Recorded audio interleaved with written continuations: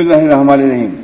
সামরিক সচিব, সচিব জনবিভাগ, প্রেস সচিব, সহকারী সামরিক সচিব, উপস্থিত বঙ্গভবনের সকল কর্মকর্তা কর্মচারীবৃন্দ, আজকের এই বিশেষ দরবারে আপনাদের সকলের উপস্থিতি আমার জন্য অত্যন্ত আনন্দ ও সম্মানিত।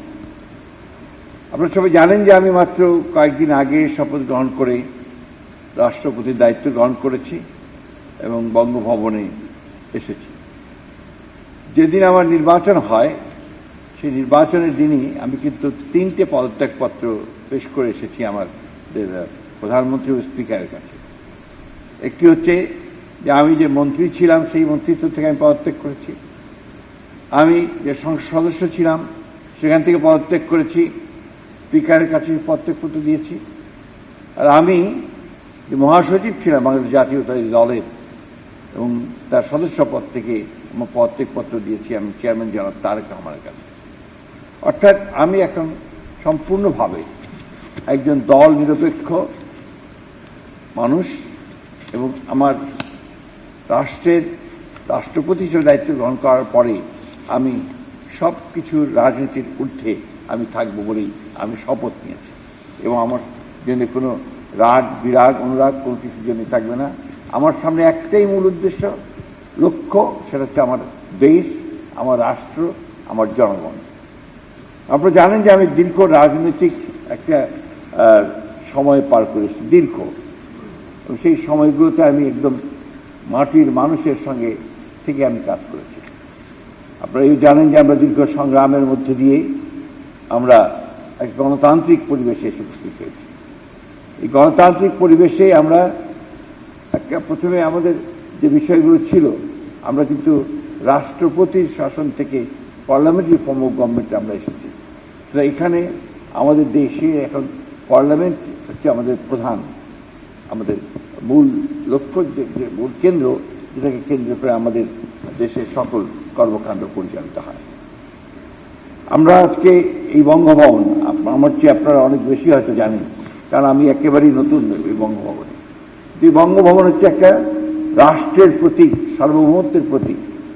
এই বঙ্গভবন হচ্ছে আপনার ঐতিহ্যের প্রতীক এবং এটাই বা এই বঙ্গভবনই হচ্ছে আপনার মূলত পক্ষে যে রাষ্ট্রের যে মর্যাদা সম্মান, সেটা এখান থেকেই লক্ষ্য হয়, পরিচালিত হয়। আমি সর্বপ্রথম মহান আল্লাহ তাআলার অশেষ শুকরিয়া ও গভীর কৃতজ্ঞতা আদায় করছি যে তার অশেষ রহমতে ও করুণায় আজ আমরা সকলে সুস্থ সুন্দর নিরাপদভাবে এই দরবারে মিলিত হতে পেরেছি। আমি আল্লাহ তাআলার কাছে এই জন্য সবচেয়ে বেশি শুকরিয়া আদায় করতে চাই যে আল্লাহ তাআলা আমাকে আজকে তার অশেষ রহমতের মধ্য দিয়ে আমাকে আপনাদের সামনে কিছু কথা বলার সুযোগ করে দিয়েছেন এবং আমাদেরকে দেশ ও জাতির সেবায় মনোনিবেশ করবার সুযোগ করে দিয়েছেন। আমি আজকের এই দিনে আপনাদের সামনে আমাদের দেশের, আমাদের জাতির যে মহান মুক্তিযুদ্ধ, 1971 সালের মুক্তিযুদ্ধ, সেই মুক্তিযুদ্ধের মধ্য দিয়ে আমরা যে দেশ মাতৃকার স্বাধীনতা ছিনিয়ে নিয়ে এসেছিলাম, সেই যুদ্ধে, স্বাধীনতা যুদ্ধে, মুক্তিযুদ্ধে যারা প্রাণ দিয়েছিলেন সেই সমস্ত শহীদদের আমি শ্রদ্ধাভরে স্মরণ করছি। আমি আজকে শ্রদ্ধাভরে স্মরণ করছি আমাদের সেই মহান ব্যক্তি যিনি স্বাধীনতার ঘোষণা দিয়েছিলেন এবং যুদ্ধ করে পরবর্তীকালে যুদ্ধে সক্রিয়ভাবে অংশগ্রহণ করে তার সহকর্মীদের সঙ্গে নিয়ে দেশ স্বাধীন করেছিলেন সেই মহান নেতা, স্বাধীনতার ঘোষক শহীদ প্রেসিডেন্ট জিয়া রহমানের প্রতি। আমরা দেখেছি যে শহীদ প্রেসিডেন্ট জিয়া রহমান এরপরে তিনি যখন দায়িত্ব পেয়েছেন রাষ্ট্র পরিচালনা করবার, তখন তিনি দেশে কিন্তু মৌলিক পরিবর্তন নিয়ে এসেছিলেন। তার আগে যে একদলীয় শাসন ব্যবস্থা বাকশাল ছিল, সেখান থেকে তিনি বহুদলীয় শাসন ব্যবস্থা নিয়ে এসেছেন এবং আমরা দেখেছি যে একটা বিধ্বস্ত অর্থনীতিকে তিনি তার মেধা, দক্ষতা, যোগ্যতা দিয়ে জনগণকে সঙ্গে নিয়ে অতি অল্প সময়ের মধ্যে তিনি দেশটিকে আবার ওপরের দিকে টেনে নিয়েছেন এবং যেটাকে বটমলেস বাস্কেট বলা হতো, সেটাকে আবার একটা সম্ভাবনাময় দেশ হিসেবে তিনি তৈরি করার কাজ শুরু করেছিলেন।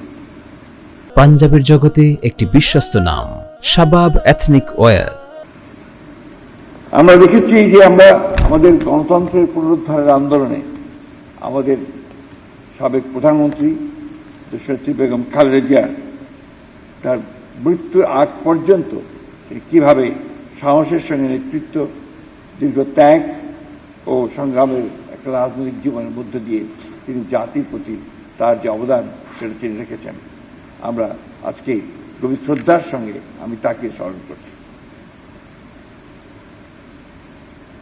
বঙ্গভবনের ইতিহাস সম্পর্কে আমি আপনাদেরকে বলতে চাই না, কারণ আপনারা অনেক বেশি আমার চেয়ে জানেন। আপনারা জানেন যে এটা 1980 সালে দিলখুশা গার্ডেন হাউস বলা হতো এটাকে, এবং পরে 1905 সালে যখন বঙ্গভঙ্গ হয় তখন আপনার এখানে গভর্নরের কার্যালয় বাসভবন হিসাবে গভর্নমেন্ট হাউস নামে পরিচিত ছিল। 1947 থেকে 71 সাল পর্যন্ত এটা ছিল পূর্ব পাকিস্তানের গভর্নরের বাসভবন। 1971 সাল থেকে এটি গণপ্রজাতন্ত্রী বাংলাদেশের রাষ্ট্রপতির সরকারি বাসভবন হিসেবে ব্যবহৃত হয়ে এসেছে।